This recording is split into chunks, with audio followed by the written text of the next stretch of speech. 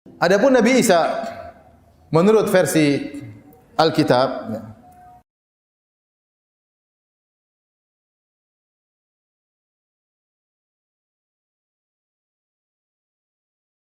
Untuk bawa Alkitab tidak? Tidak kan?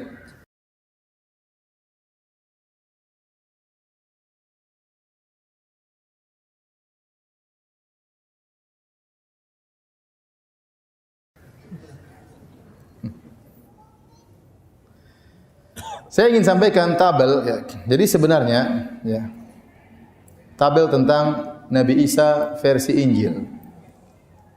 Kalau kita jelas Nabi Isa sejak kecil, waktu kecil dia bisa berbicara. Ya. Adapun dalam Injil dan Nabi Isa lahir tanpa ayah. Nabi Isa lahir tanpa ayah. Versi Injil aneh. Nabi Isa itu lahir dengan pernikahan seorang namanya Yusuf An-Najjar. Yusuf An-Najjar.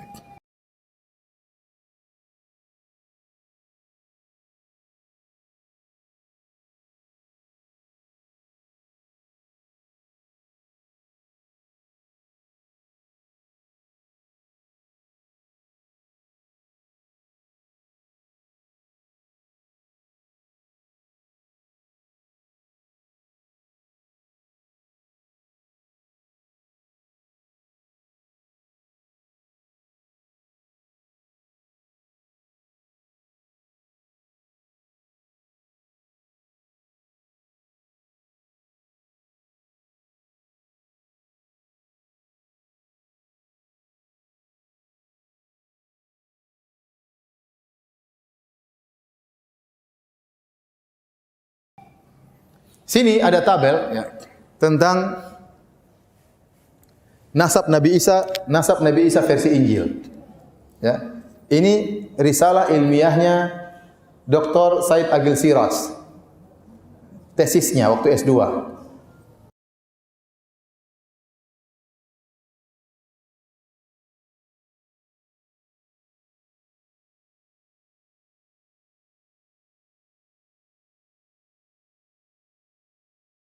Judulnya tentang penyimpangan-penyimpangan dalam Injil diakibatkan risalah-risalahnya Paulus. Ini buku sangat bagus, 2 jilid. Jadi menjelaskan tentang bagaimana rusaknya Injil gara-gara pengaruh Paulus. Siapa Paulus tersebut? Paulus adalah seorang yang dahulunya benci terhadap orang-orang Nasara. Dia Yahudi. Dan dia selalu membunuh orang-orang Nasara, mengintimidasi orang-orang Nasara. Ya. Dia tidak bertemu dengan Nabi Isa dan dia juga tidak bertemu dengan murid-muridnya Nabi Isa, tidak. Dia hidup mungkin di zaman tabi'in.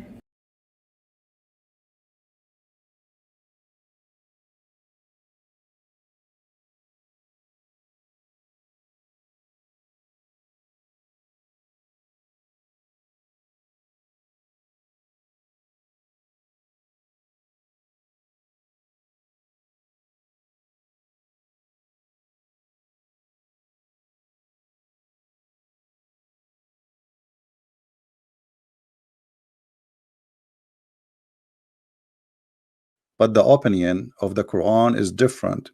The God of Islam look like he is silly stupid. He don't understand that the Muslims are smarter than him. If we go in the Quran, we will find the following. I don't know if this guy, I'm sure he don't know Arabic, but I will show it in English and in Arabic.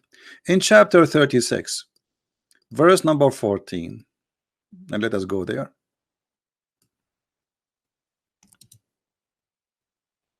It says that Allah, he sent the 3 messengers. 2 of them they are rejected, and he stringed them with the 3rd one. And then if we try to find out who are those messengers, surprise, surprise, we find that they are the messengers of Jesus. If we go to Ibn Kathir, not the atheist, and this is your best scholar, he says, and we enforced them with the 3rd means, we supported them, string them with the 3rd messenger. Ibn Jurayj narrated from Wahab ibn Sulaiman, from etc. The names of the first 2 messengers, Shamun, Simon Peter, and the second is Yohanna, which means John in Arabic. And the name of the third is Bulos, which is Paul. And the city was Antioch. Stupidity is knowledge in Islam. And the spanking will not stop here. If you think we are done, you are mistaken. You just opened the gate of hell on you. And every Muslim will be laughing at you for centuries to go.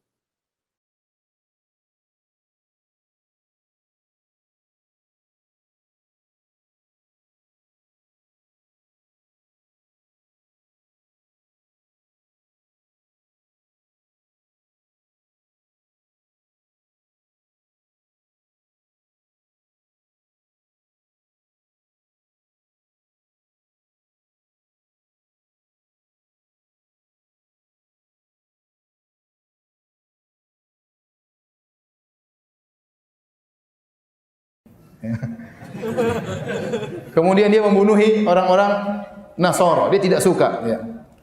Suatu hari dia sedang berjalan. Dia yang cerita sendiri. Paulus. Waktu dia berjalan berniat untuk mengintimidasi orang-orang Nasara, tiba-tiba Yesus turun. Kemudian mengangkat dia sebagai seorang rasul. Maka dalam versi mereka, Paulus ini adalah seorang apa? Rasul. Tuhannya siapa?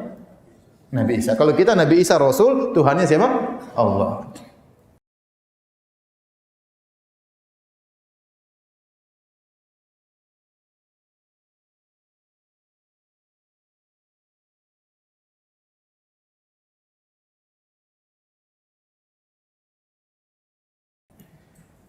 Kemudian dia menulis risalah-risalah ini yang kemudian merubah tata pola berpikir orang-orang Nasara. Banyak khurafat-khurafat. Seperti khurafat dosa turunan, khurafat tentang kebaktian, khurafat tentang masalah penyaliban Nabi Isa, ya, dan macam-macamnya. Ini semua yang menciptakan adalah siapa? Paulus. Dalam cerita dia sendiri ada keanehan. Kita tahu sejarah para rasul, tidak ada rasul penjahat kemudian diangkat menjadi rasul, enggak ada. Antum kalau lihat sejarah Nabi Musa, Nabi Isa, Nabi Yusuf, nabi-nabi semuanya orang-orang baik, ya atau tidak? Nabi Muhammad orang baik atau tidak? Orang-orang baik semuanya, baik-baik kemudian diangkat menjadi seorang rasul. Paulus enggak, penjahat dulu, bunuh-bunuh orang. Kemudian tiba-tiba lagi berbuat kejahatan, tiba-tiba diangkat menjadi seorang rasul. Ini baru dalam sejarah ada rasul yang seperti itu, ya.